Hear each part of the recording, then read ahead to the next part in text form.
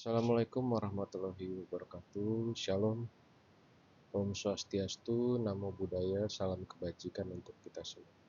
Pada kesempatan kali ini saya akan membawakan hasil penelitian tesis saya yang berjudul Model Simulasi Kinerja Keuangan BPR dengan pendekatan sistem dinamis. Studi kasus di Provinsi Bali selama dan sesudah pandemi COVID-19.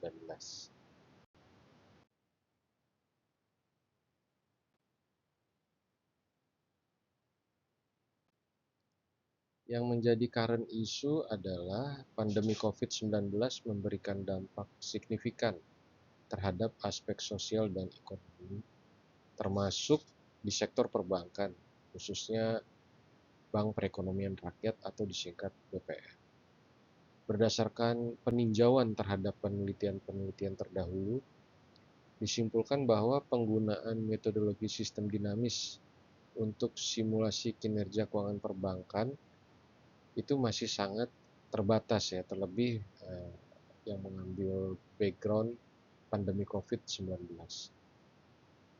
Kemudian simulasi sistem dinamis yang dikembangkan pada penelitian ini menyajikan struktur yang sederhana dan dapat terus dikembangkan seiring dengan pemahaman terhadap sistem yang lebih baik, adanya dukungan data yang memadai, dan dapat disesuaikan dengan kebutuhan. Adapun yang menjadi pertanyaan dalam penelitian ini adalah bagaimana mengembangkan model simulasi kinerja keuangan BPR di Provinsi Bali menggunakan data pada saat dan setelah pandemi COVID-19. Kemudian bagaimana model yang dikembangkan tersebut dapat dilengkapi skenario kebijakan relaksasi kredit yang dikeluarkan OJK. Adapun manfaat yang diharapkan bagi industri dan pembuat kebijakan, yaitu model simulasi ini itu dapat digunakan pada saat melakukan uji ketahanan kelangsungan usaha BPR ketika menghadapi kondisi krisis. Nah, hasil uji ketahanan tersebut dapat dijadikan acuan untuk menetapkan strategi manajemen risiko dan keputusan strategis lainnya. Model simulasi sistem dinamis yang dihasilkan ini juga diharapkan dapat dijadikan salah satu acuan bagi OJK untuk penyusunan kebijakan pada saat menghadapi kondisi yang bersifat krisis. Kemudian bagi akademik, ini akan melengkapi konsep keilmuan untuk penelitian-penelitian sejenis yang telah ada.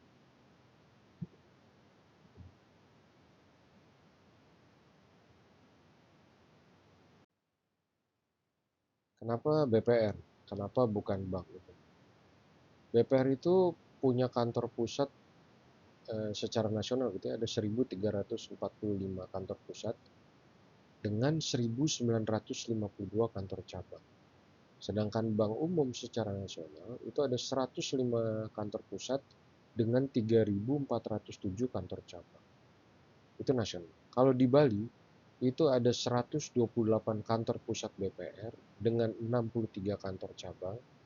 Kemudian ada satu kantor pusat bank umum yaitu BPD Bali. Kemudian ada 88 kantor cabang. Jadi ini adalah kantor cabangnya BPD Bali dan kantor cabang bank umum lainnya yang kantor pusatnya ada di luar Bali tapi kantor cabangnya ada di Bali gitu. Contoh kayak Bank Himbara, bank swasta buka kantor cabang di Bali. Nah ini total. Tapi dari segi aset, BPR itu lebih kecil asetnya. Kalau secara nasional, aset BPR itu 203 triliun dibandingkan dengan bank umum itu 12.726 triliun. Kalau di Bali asetnya itu 21 triliun, kemudian bank umum itu asetnya 196 triliun. Jadi kantor pusat BPR itu memang lebih banyak, namun kantor cabang BPR lebih sedikit dan total asetnya lebih sedikit. Ya, jaringan kantor BPR di Bali itu termasuk 5 besar dengan jumlah 128 kantor pusat dan 63 kantor cabang. Nah, BPR itu tersebar di seluruh provinsi di Indonesia ya, serta turut menyalurkan kredit UMKM yang berperan penting bagi pertumbuhan ekonomi nasional. Maka dengan adanya pengembangan model simulasi sederhana yang dihasilkan dari penelitian ini diharapkan ya BPR itu dapat mengembangkan strategi manajemen risiko dan strategi usaha ke depannya dalam menghadapi kondisi yang bersifat bencana atau krisis gitu ya. Kemudian ini adalah rasio kredit tidak lancar atau rasio NPL. Itu pada saat pandemi COVID-19, itu rasionya ini untuk yang di Bali dan nasional tuh trennya meningkat ya. Trennya meningkat, ini karena adanya pembatasan aktivitas masyarakat dan berdampak pada eh, pertumbuhan ekonomi ya. Pertumbuhan ekonomi kemudian mempengaruhi kemampuan bayar debitur-debitur di bank atau BPR juga. Ini meningkat. Kemudian OJK mengeluarkan relaksasi kebijakan, restrukturisasi, sehingga itu NPL itu melandai ya, dapat ditekan. Nah ini tujuannya adalah supaya tidak ada goncangan di dalam sistem keuangan yang berdampak pada tidak stabilnya sistem keuangan. Jadi kebijakan itu pada saat awal itu untuk meredam sehingga BPR dan perbankan itu punya waktu untuk mengembangkan strategi apa yang perlu dilakukan pada saat pandemi COVID-19 kemarin gitu ya. Kemudian kenapa Bali? Karena pertumbuhan ekonomi Bali sangat terdampak pandemi COVID-19. Kontraksinya itu di 9,34% di tahun 2020. Nah itu kalau nasional itu kontraksinya 2,10. Jadi ini kondisi yang sangat-sangat parah ya. Kalau dibandingkan dengan provinsi lain, Bali itu posisinya kontraksinya paling dalam. Berbeda dengan provinsi lainnya gitu ya. Padahal sebelumnya pada saat kondisi normal atau sebelum COVID, pertumbuhan ekonomi Bali itu relatif berada di atas nasional ya, atau maksudnya rata-rata nasional.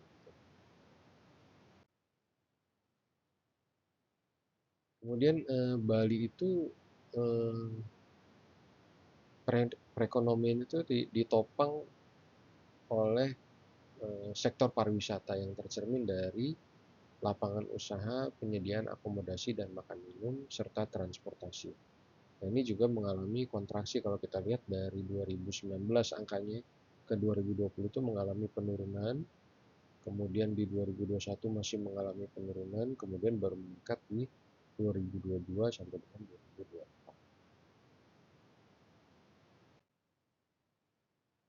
Ini adalah tahapan penelitian yang dilakukan, yaitu pertama kita menentukan objek dan variabel penelitian. Objeknya itu BPR, BPR yang dijadikan sampel. Jadi dari 128 itu ada beberapa yang dijadikan sampel. Kemudian variabel yang menjadi yang diteliti adalah pos laporan keuangan dan rasio keuangan tertentu gitu ya di dalam BPR sampel itu. Kemudian pengamatan perilaku variabel dari objek. Rentang waktunya itu dari Desember 2019 sampai dengan Maret 2020. Jadi pos laporan keuangan dan rasio keuangan yang dipilih dari BPR yang dipilih itu diamati perilakunya dari Desember 2019 pada saat sebelum COVID-19 ditetapkan secara nasional di Maret 2020, itu diamati di Desember sampai dengan Maret 2025. Kemudian dilakukan pembuatan konsep causal loop, diagram, dan stock flow diagram. Setelah itu dilakukan uji validasi konsep, apakah struktur model dapat mewakili sistem nyata. Jika tidak, itu akan dilakukan pengulangan. Kemudian jika iya mewakili sistem nyata, kemudian dilakukan pembuatan model sistem dinamis menggunakan software Vensim itu versi 10.32. Kemudian pengamatan perilaku variabel dari objek tadi itu menghasilkan data historis ya. Data historis itu nantinya akan dibandingkan lagi. Kemudian pemrograman model sistem dinamis menggunakan persamaan matematis tadi ya. Setelah model dibuat, kemudian diprogram menggunakan persamaan matematis. Kemudian diuji verifikasi apakah terdapat kesalahan program. Jika tidak, maka menjalankan model sistem dinamis tanpa skenario atau business as usual. Datanya dibandingkan dengan data historis.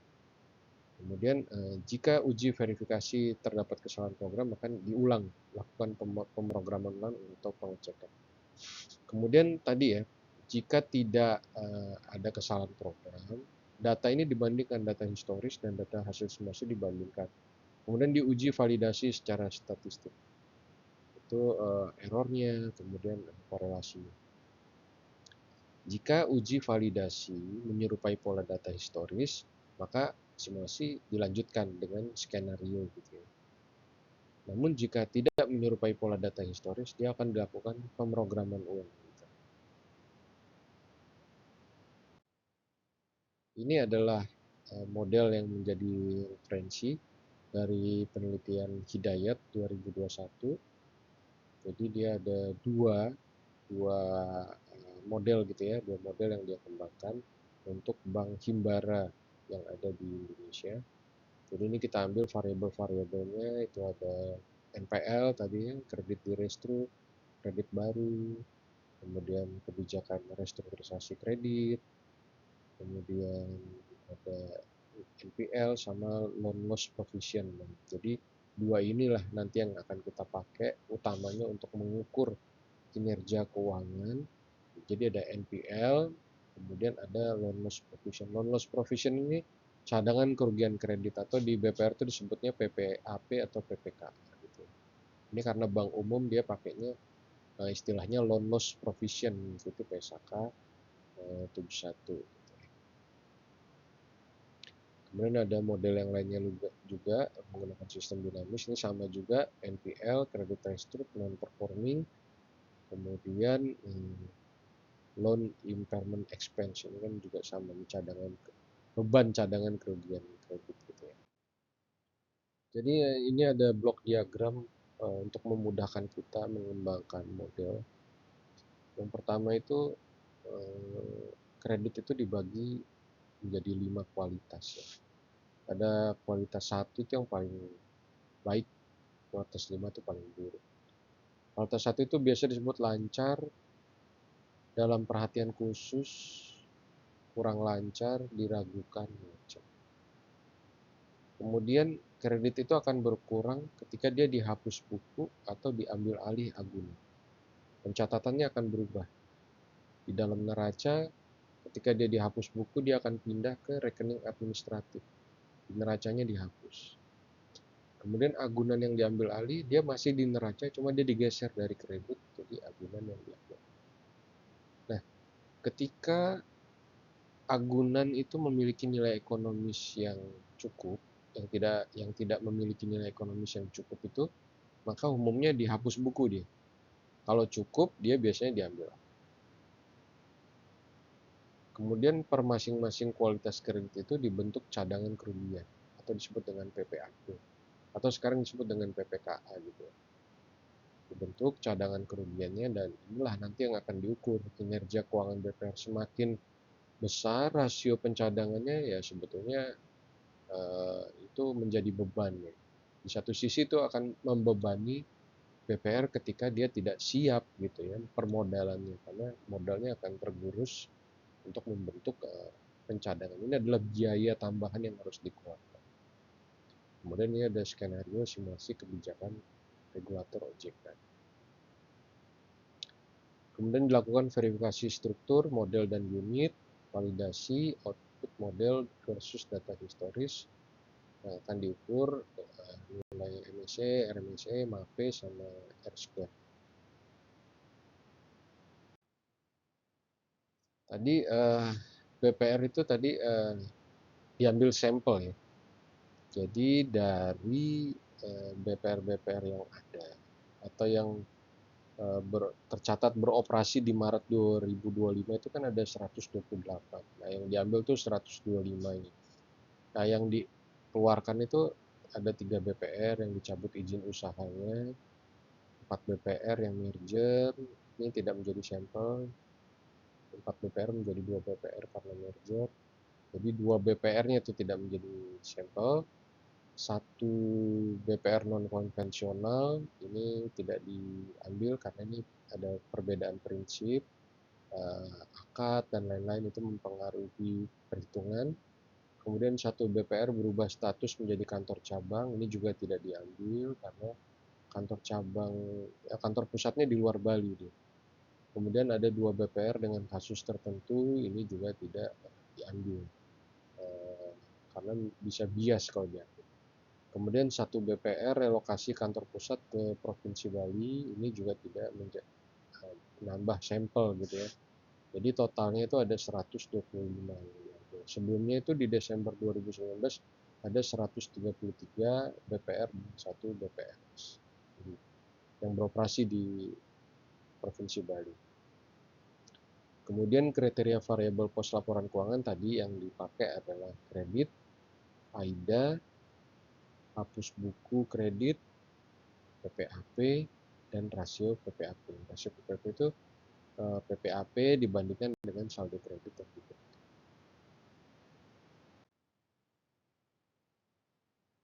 Kemudian di 125 BPR yang dijadikan sampel itu diamati.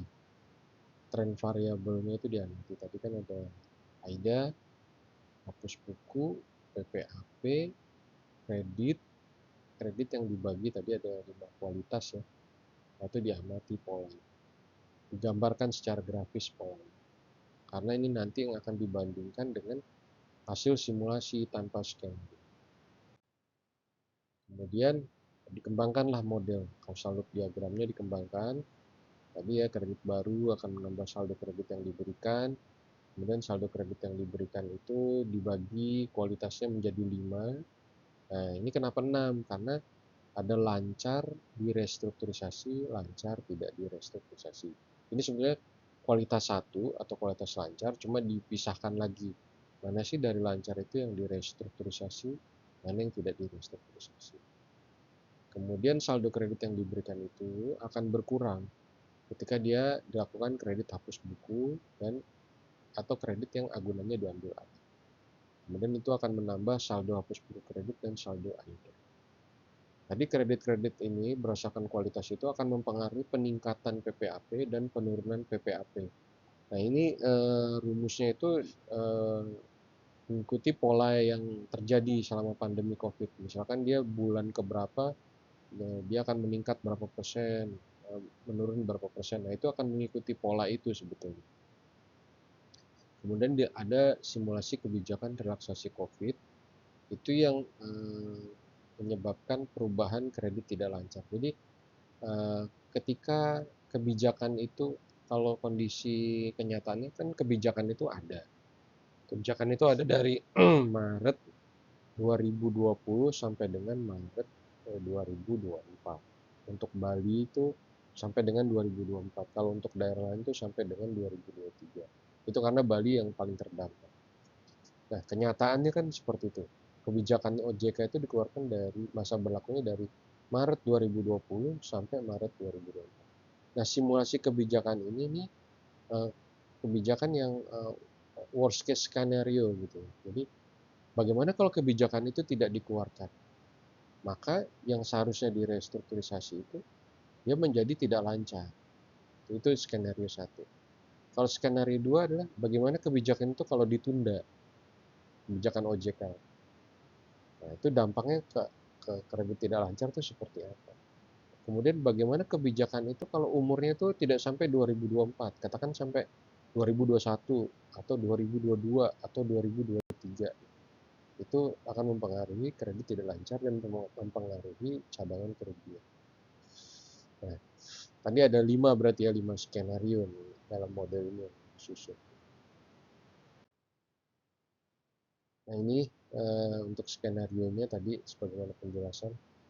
Jadi ketika tidak dikeluarkan kebijakan OJK, maka kredit di restrukturisasinya itu akan berubah menjadi kredit tidak lancar. Ini variabelnya akan menambah ke kredit kurang lancar, diragukan macet berdasarkan data historis komposisinya berapa dia, berapa sih dia, berapa persen sih dari NPL. Jadi katakanlah di sini kredit lancar di restrukturisasinya, katakan sebelum COVID itu katakanlah 2, setelah COVID 8. Maka ketika tidak ada kebijakan OJK, 8-nya itu dipindahin sesuai komposisi ini.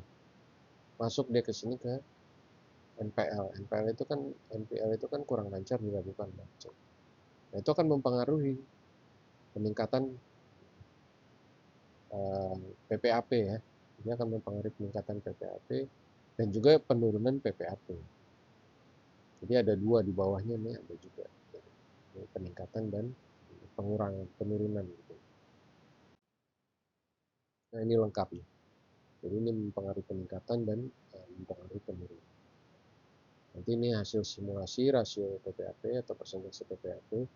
Ini adalah membandingkan saldo, membandingkan PPAP, saldo PPAP dibandingkan dengan saldo kredit yang inilah rasio PPAP. Jadi semakin tinggi cadangan kerugiannya, itu sebetulnya di satu sisi itu akan membebani modal atau kemampuan BPR itu akan terbebani, keuangannya akan terbebani karena dia harus membentuk cadangan kerugian.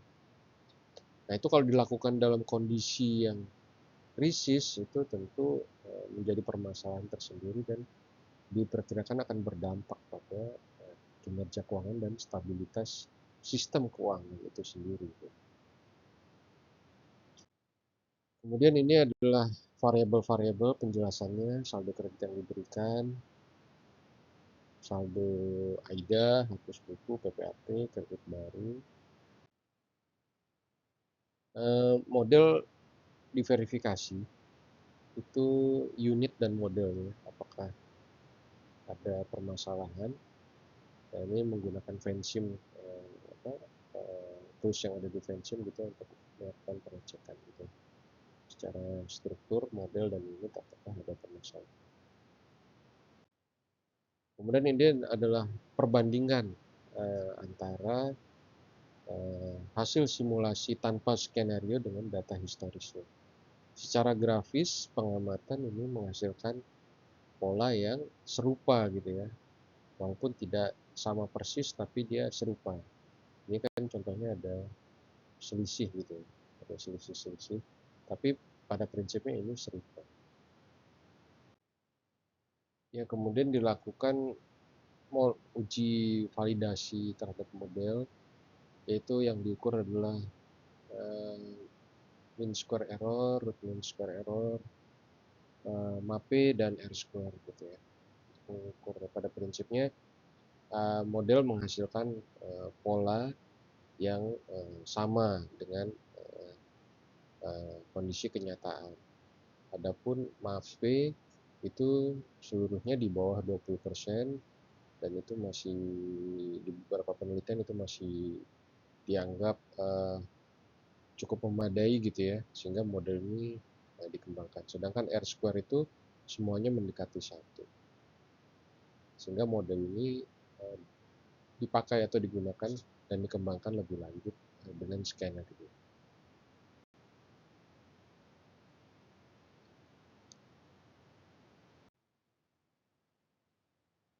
Nah, ini skenario yang sempat dijelaskan tadi sebelumnya.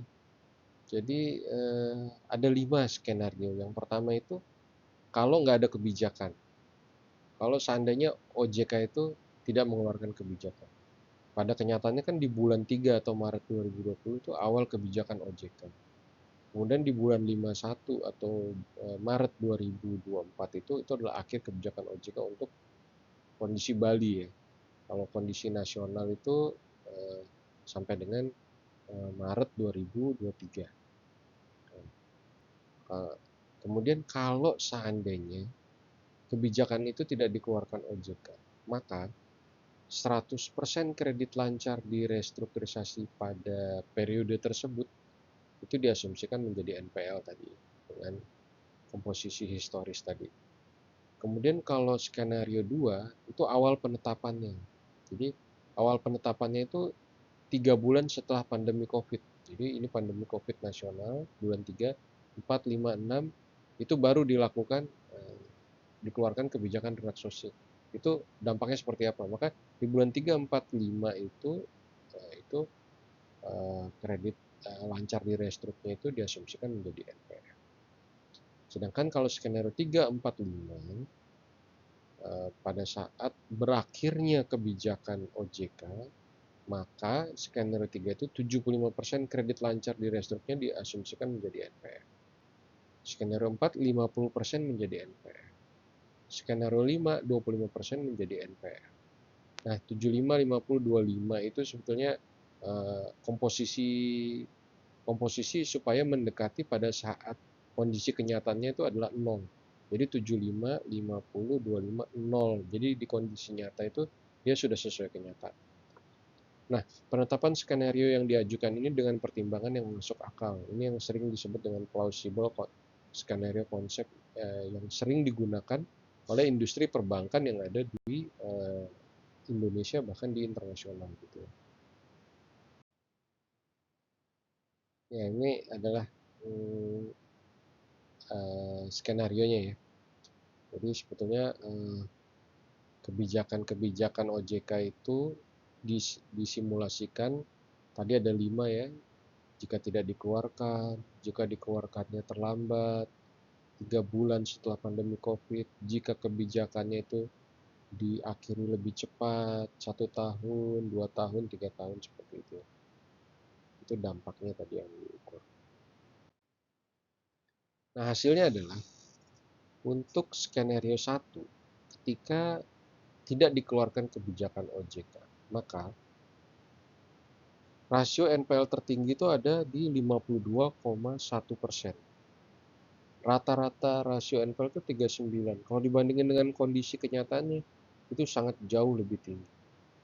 Sedangkan rasio PPAP-nya itu juga jauh lebih tinggi ya.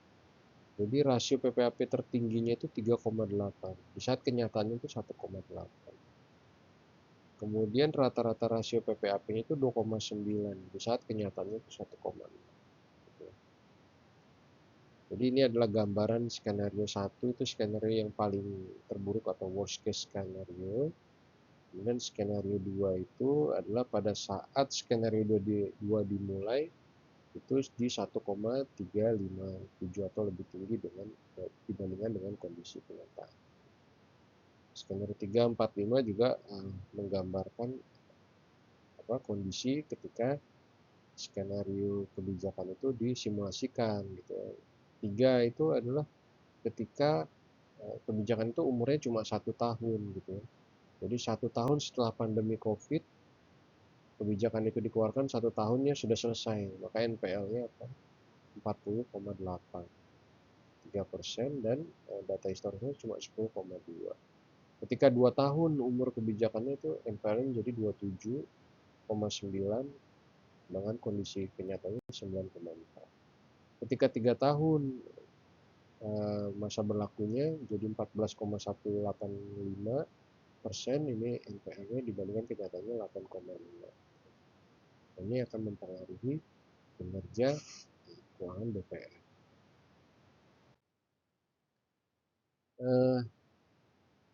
Kemudian kesimpulannya adalah hasil penelitian ini menjawab perumusan permasalahan. Model simulasi sistem dinamis yang dikembangkan dapat menggambarkan kinerja keuangan BPR di Provinsi Bali pada saat dan setelah pandemi COVID-19. Berdasarkan hasil validasi, data yang dihasilkan model dapat mendekati kondisi kenyataan.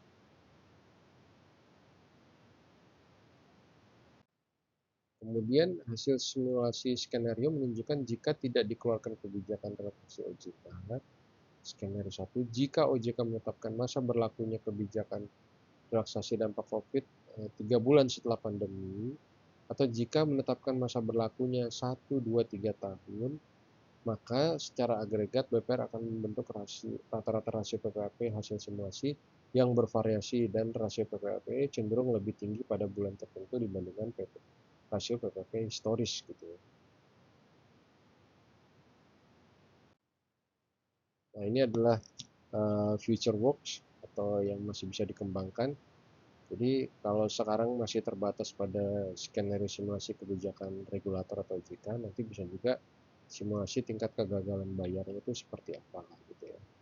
Itu nanti akan mempengaruhi eh, dari laba rugi, kemudian penempatan pada bank lain, kas, kemudian itu nanti akan mempengaruhi rasio permodalan dan rasio likuiditasnya BPR, yang juga merupakan rasio-rasio penting di dalam mengukur kinerja keuangan BPR. Demikian yang dapat kami sampaikan. Terima kasih untuk perhatiannya.